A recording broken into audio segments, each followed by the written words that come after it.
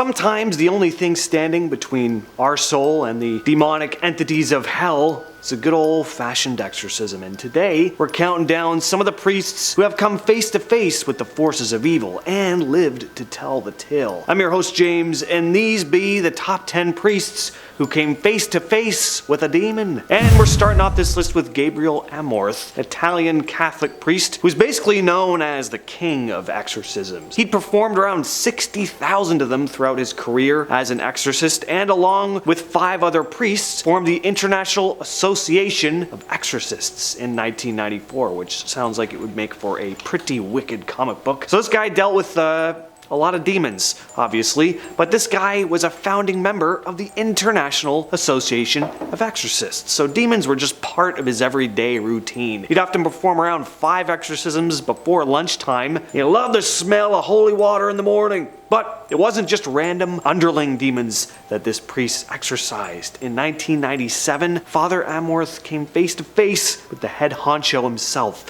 Satan, who popped out of a possessed Italian man who Amorth was in the process of exorcising. And speaking of exorcise, Gabriele Amorth was known for his hatred of yoga and Harry Potter. Next up we have Vincent Lampert, a Catholic priest who's performed a number of exorcisms since becoming the Exorcist of Indianapolis in 2005. The same year the Exorcism of Emily Rose came out, which is just a coincidence. Lampert has seen all the classics when it comes to demonically possessed people. He's seen people foam at the mouth, growl and snarl, seen people levitate.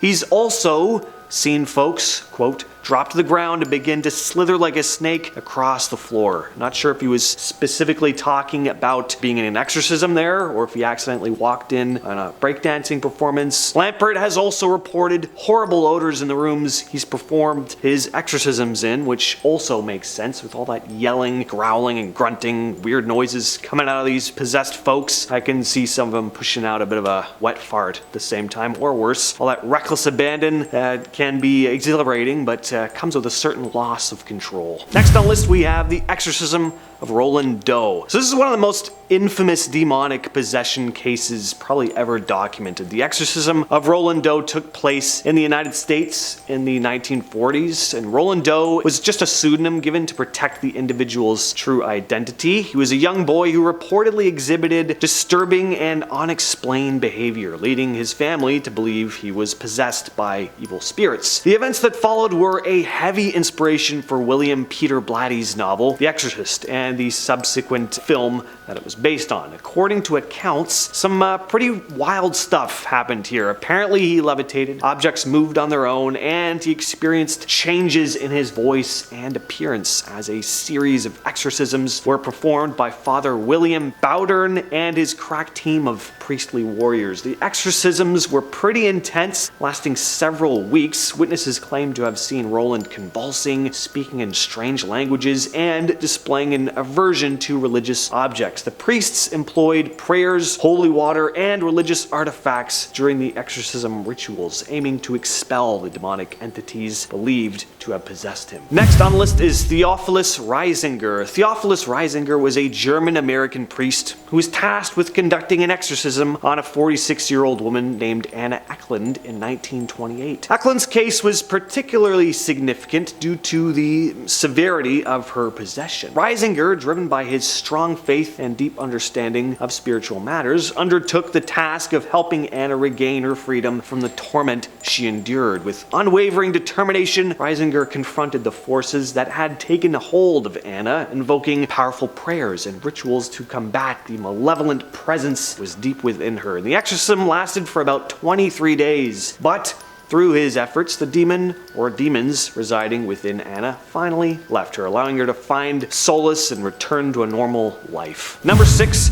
Dr. Richard Gallagher. Dr. Richard Gallagher has garnered attention and controversy for his professional involvement in the field of demonic possessions. A certified psychiatrist and professor at New York Medical College, Dr. Gallagher has dedicated a significant portion of his career to studying and evaluating cases of alleged demonic possession. And what sets Dr. Gallagher apart is his belief in the existence of supernatural forces and his willingness to explore this this rather controversial topic within the psychiatric field. And throughout his career, Gallagher has worked closely with individuals who claim to be afflicted by demonic entities. He approaches these cases from a medical and psychological kind of perspective, seeking to differentiate between mental illness and what he perceives as genuine possession. His evaluation process involves extensive interviews, medical examinations, and collaboration with clergy members and other experts in the field. According to Dr. Gallagher, his conclusions are grounded in science, combining his psychiatric expertise with an open-mindedness towards the possibility that supernatural forces could sometimes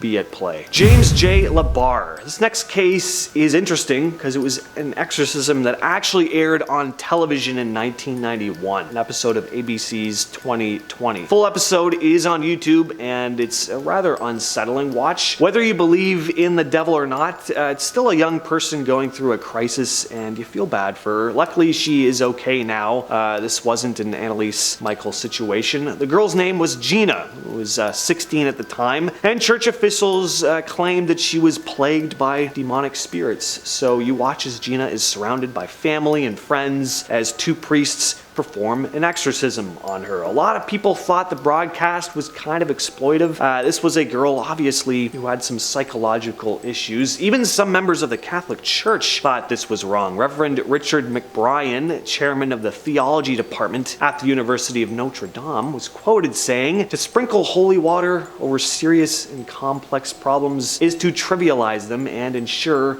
that they continue." Next on the list, we have Gerald Johnson. You want to talk about coming face to face with demons? Well, this next priest met them on their home turf. Johnson suffered a heart attack in 2016 and was briefly clinically dead. He described feeling his soul leaving his body, thinking he was ascending to heaven, only instead he went down, and what he saw was utterly terrifying and catchy. I'll get to that part in a second. Johnson described seeing all sorts of demonic entities, including a man who walked on all fours like a dog with chains wrapped around his neck. And the worst part was a number of these demons were torturing their victims by singing various pop songs like Rihanna's Umbrella and Don't Worry, Be Happy by Bobby McFerrin. I wonder if these songs were just kind of part of the ambience, or if the demons were performing like these hellish karaoke versions of the songs. Under my umbrella. At number 3, we have Mike Maginot. The case of LaToya Ammons and her family captured widespread attention due to their extraordinary claims of supernatural encounters and their decision to hire priest Mike Maginot to perform an exorcism. According to reports, the Ammons family experienced a series of disturbing events in their Indiana home, including unexplained noises,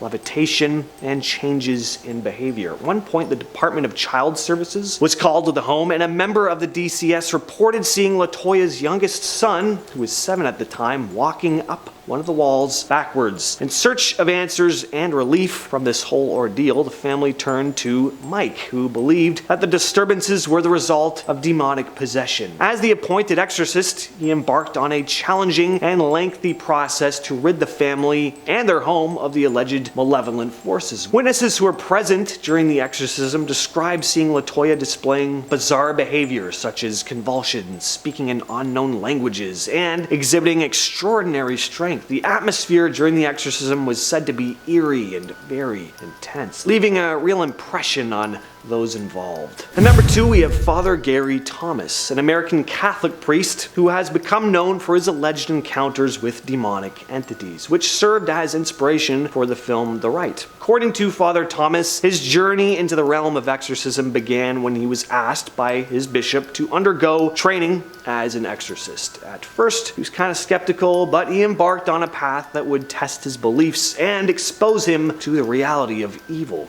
in a profound way. Father Thomas has described his encounters with demonic entities as intense and deeply unsettling, involving individuals exhibiting all your classic horror movie behaviors during exorcisms. Thomas stated that he was tasked with training to become an exorcist due to the increase in quote-unquote occult activity in our society, like people messing with Ouija boards, people getting their palms read, people using tarot cards, and doing yoga. I didn't know yoga was such a satanic thing until today. say, but you learn something new every day. And coming in at number 1, we have Chad Ripperger, an American Catholic priest and former exorcist who has a number of harrowing tales of his daring demonic exploits, some of which he shared in interviews. As terrifying as facing off against demons on a semi-regular basis must be, Chad really lived up to his name while serving as an exorcist between 2012 and 2016, stating in an interview on the Chris Stefanik show that he was only scared twice in his entire career. He describes demons as actually acting quite consistent across the board, saying that within his first couple years on the job, basically seen it all. His first time being scared was when he performed his first exorcism, which is understandable. Most of us are nervous on our first time doing anything, let alone extracting a demon from someone's body. The second time he described feeling scared was when he was dealing with a particularly stubborn demon. Ripperger turned to God and asked him to punish the demon in a way he'd never been punished before, and what he saw was the wrath of God on this demon. Ripperger described feeling afraid, not of the demon itself, but the sheer power of God's wrath.